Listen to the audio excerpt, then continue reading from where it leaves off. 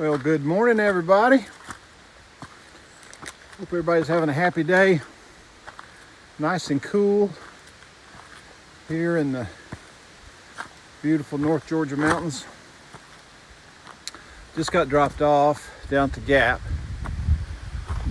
Probably still can see the road down there. That's the same place I got dropped off yesterday at Testany, which I like to call Tenacity. It's not as tenacity going this direction, I don't believe. But really a short day today. I would call this one a Nero. It's not a zero, but it's nearly a zero, which makes it a Nero.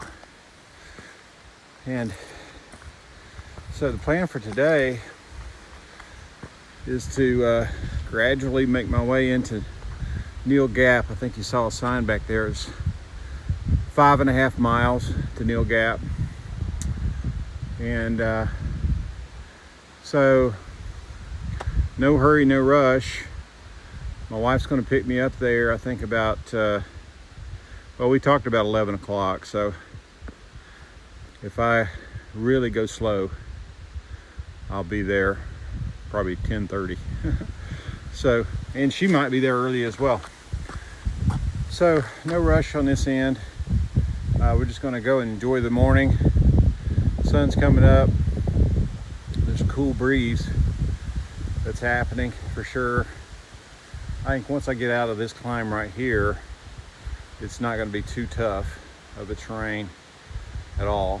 And we're just going to cruise our way into Neel Gap. And Neel Gap itself is pretty cool because that's where Mountain Crossings is, and that's an outfitter store. They also have their own little hostel there too. You could stay there, but I would consider it kind of bare bones kind of hostel. It's a place to stay, and but they have everything you'd ever want, you know, in terms of hiking in that store, as well as the gift shop, the t-shirts and all that sort of stuff.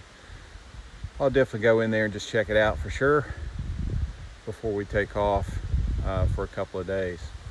So I did get positive feedback and enough people who want to see some zero videos of our time in North Georgia. I'll do at least one for sure. And I know I mentioned a lot of different trail towns that we might visit, but I probably won't do a video on all those. And I doubt we'll visit all of them when we only have really 2 days. So we'll spend a lot of time driving if you're trying to get to all those. So we'll pick out a couple, 3 that's that we like, and kind of share with you some of the high points of those days too. So that's the plan. I hope everybody's having an awesome day. And we will look forward to catching up with you as we head up this path.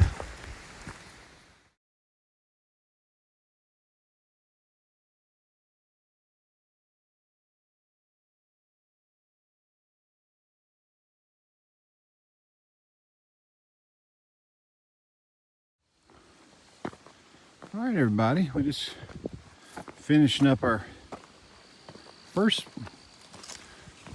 relatively large climb for today. This is Cow Rock. I don't know why they call it Cow Rock. It looks like molten lava has cooled here. You can almost see how it flowed. But Cow Rock affords some nice views for sure. So particularly with the kind of a late here, we're late here for a sunrise, but you can still see the orange glow of the sunrise in the distance. And that sharp mountain there is called, I believe that's called Wildcat Ridge. Pretty nice.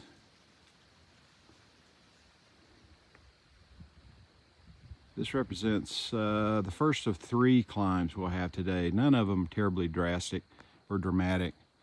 The second one, I believe it's called Laurel Top. Goes up to about 3,700 feet. We're currently a little over 3,800 feet here. And then the last one that we'll climb is called Loveland Mountain. And that one's the tallest of the three, but it's, you know, 3,800 and some feet. They're not much different between the three of them. So that's what we're facing today, and just kind of cruisy climbing, nothing too dramatic. This is actually a really good day hike if somebody wanted to do it. You could start either side, you know.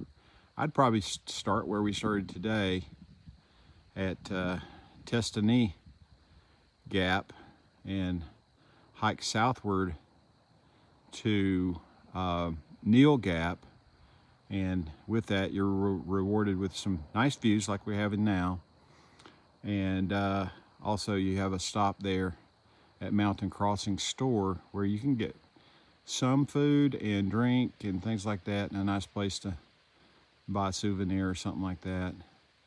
That would be a pretty nice day hike. There's others I'll point out to you in the future as well, but to me this is a pretty nice 5.5 mile hike with some views. Very nice.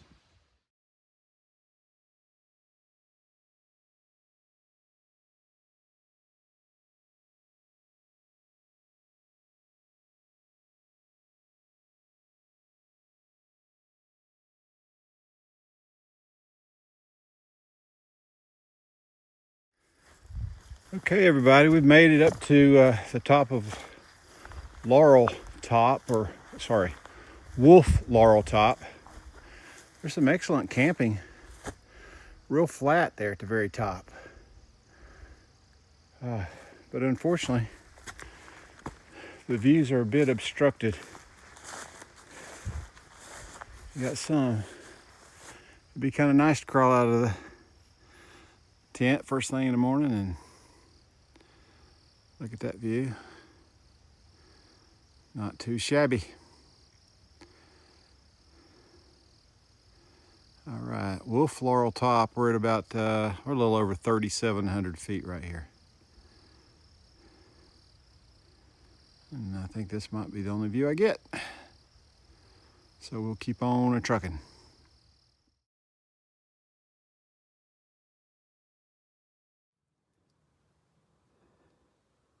Got a little bit of view through the bushes. Still on my way to the top of Level Land, one word, Level Land, which is the worst name ever for this mountain because there's nothing about it level. Level Land Mountain. And tell you what, the climb up to the top of this 3,800 and some odd feet mountain is no joke. So I haven't given a difficulty rating for this as a section hike. I'd say it's gonna increase. I was first thinking it might be about a 5, but I think it's probably 6.5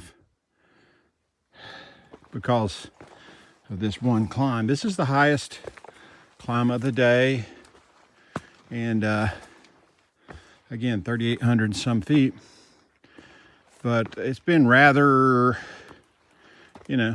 up. The switchbacks are definitely happening. Just now went around one, but they're kind of few and far between.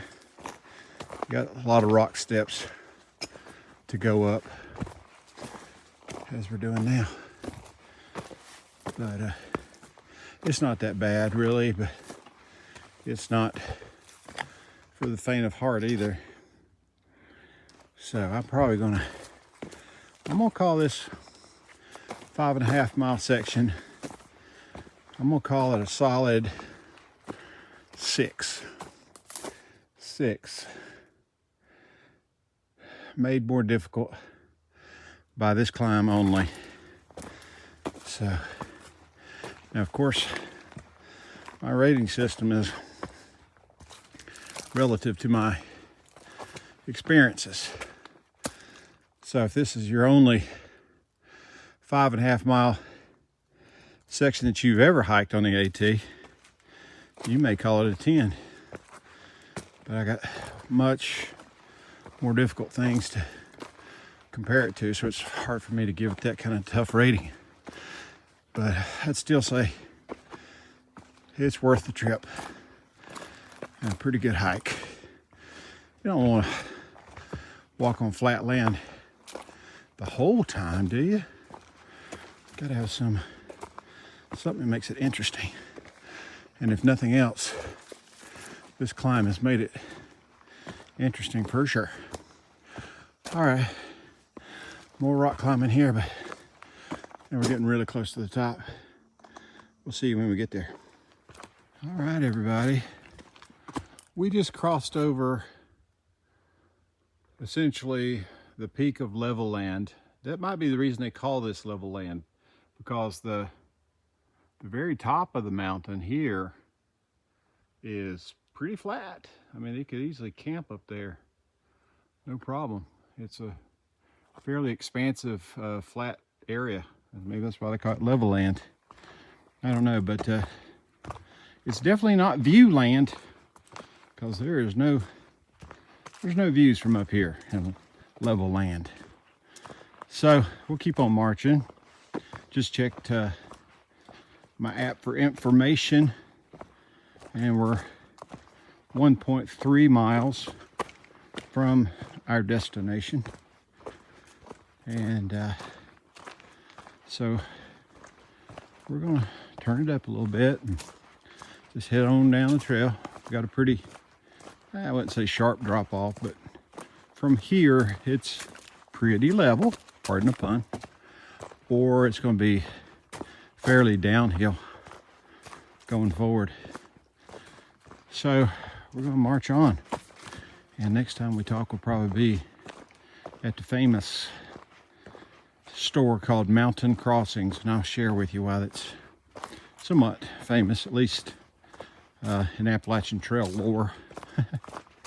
All right, have a good morning. Talk to you soon. All right, everybody, we are coming into, you hear the cars going up and down the highway. We're coming into the Mountain Crossings, or Neel's Gap area for sure.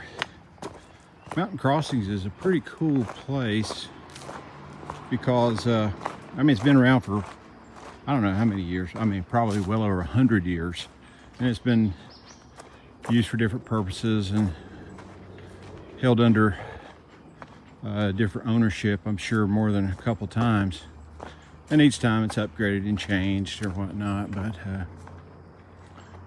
the structure itself has been there a long time, and I think there's actually some parts of the building that were originally built out of and still remain, maybe not visible to the average public, maybe some of the back rooms and things you still can see, that were made out of American chestnut. Now that's a whole nother story altogether. I'd encourage you to look up the history of the American chestnut. American chestnut today is kind of considered extinct. That there was a time here where these mountains were filled with American chestnuts, and you'll see pictures if you do some study on it of trees that are probably second only to like the redwoods of California. That's how big these trees were. I mean, gigantic trees. And when they bloomed in spring, they had white flowers at the top of the canopies, and you know, it was said that it almost looked like there was snow on the mountains, you know, from a distance. But what it was so many of these white blooms from the American chestnut in the canopies. So that would have been a beautiful thing to see, but unfortunately a Chinese chestnut was introduced to the U.S. In the early 1900s, probably well over 100 years ago, and into New York, and it came with it a blight that the American chestnut tree could not fight off. It was unaccustomed to, and unfortunately that blight just started going down the East Coast, and I'd say probably within a decade the American chestnut was gone. So there's a lot of effort now to bring back the American chestnut, and people are having some, various scientists and are having some success with the American chestnut, and hopefully they will, maybe we'll all see American chestnuts again someday. So that's a whole different story, and I would encourage you to study that and look up American chestnuts and the extinction of, or the story of, or something like that on Google, and you'll probably find lots of good reading. But this is Mountain Crossings. The building on the right there is places that you can stay. You know, it's basically a very, very basic hostel, bunks and things like that. And the building here on the left, which is the primary building, is the store itself. And it's an outfitter. You know, you can buy backpacks, everything in there. And this right here, we're still on the Appalachian Trail. You can see here's a blaze. This is the only place on the entire Appalachian Trail where the trail actually runs through the middle of a structure. Pretty cool, I think. You can get hot pizza, drinks, t-shirts, gifts, and hiking gear right here. So this tree right here, some people call the quitter's tree, or the quitting tree.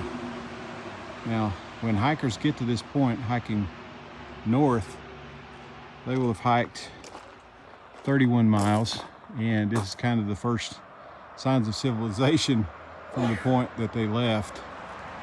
And a lot of people quit right here. And when they quit, they take off their hiking boots or their brand new hiking shoes and throw them up in this tree. Now the entire tree is kind of decorated in hiking shoes. Some of them are in pretty good, darn good shape, you know, because they only had, think about it, they only had 30 miles on them when they put them up there, you know. So you'll see some that's got some great tread still left on them. But yeah, it's said that as many, I don't know the real number, maybe as many as 25% of all the hikers who attempt the Appalachian Trail quit right here. So it's a quitting tree. Yeah, it's a pretty cool area actually. Well, I've beat my wife here. I told her I'd be here around 11, and it's about 10 minutes early. So I'm gonna go in, take a seat up here at the store itself, and maybe get a Coke. Wait for her to show up. This is a real cool store. I don't know how much they would encourage me to video on the inside, so I'll be cautious about that. But if you are ever in this area, definitely encourage you to stop into Mountain Crossings. It's a pretty cool store. It's also said that as people come through here that intend to continue their hike, they realize that they've carried way too much. And in some cases, they may have a 40-pound or 50-pound backpack that they've been carrying for 30 miles. They do shakedowns, what they call shakedowns here, where they'll go through everything you have and they'll sort out those things that you probably do need and separate those things you probably don't need. And they will take those things you don't need and ship them back for you. And it's said that, I don't know how many tons, but they ship literally several tons of unwanted hiking goods and materials back to people's homes from this location every year. So here we go. This is Mountain Crossings. Again, I probably won't do a ton of video in here, but maybe just a quick glance.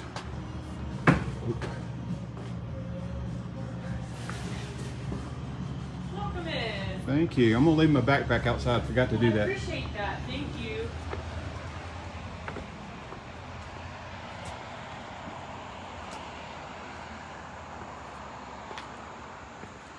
So that was a quick glance inside Mountain Crossings. And here's a nice view that they have right off the side. Pretty cool. All right. I hope everybody has a great day. I hope you've enjoyed this video.